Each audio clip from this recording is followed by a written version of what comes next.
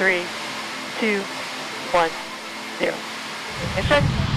Liftoff. Artemis 1 will lift off from Launch Pad 39B at NASA's Kennedy Space Center in Florida with 8.8 million pounds of thrust, provided by the most powerful rocket in the world, our Space Launch System rocket, or SLS.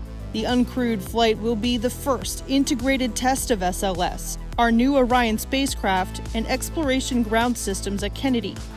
Artemis 1 will send Orion beyond the moon, 280,000 miles from Earth, farther than any human spacecraft has ever flown. This is not NASA doing this. This is the United States of America doing this program, the Artemis program, and there are companies all across our country that have a part in it, so there is kind of this wave of excitement being generated just by saying, we're going back to the moon. After the upper stage of the rocket separates from Orion, the upper stage will deploy small satellites over several days to perform science experiments and technology demonstrations. Orion will make its multi-day outbound trip to the moon, propelled by a service module provided by the European Space Agency. Engineers will test Orion's systems on the way to the moon. Then, Orion will fly about 60 miles above the lunar surface, using the moon's gravity and engines on the service module to enter a lunar orbit.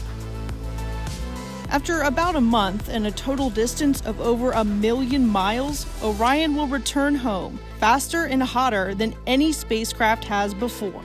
A primary goal of Artemis 1, ensure Orion safely returns to Earth before we fly with humans. When we do, we'll build our capability for sustainable lunar exploration, preparing us for missions farther into the solar system.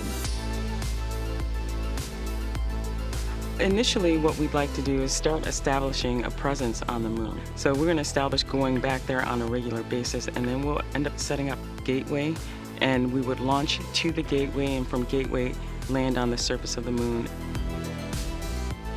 We are there for weeks, months on end. And there, we're going to be able to test out all the hardware and the habitats and the hatches and the suits and the rovers that'll allow us to prove out those technologies. The moon will lead the way to Mars, and we should be there within the next couple of decades.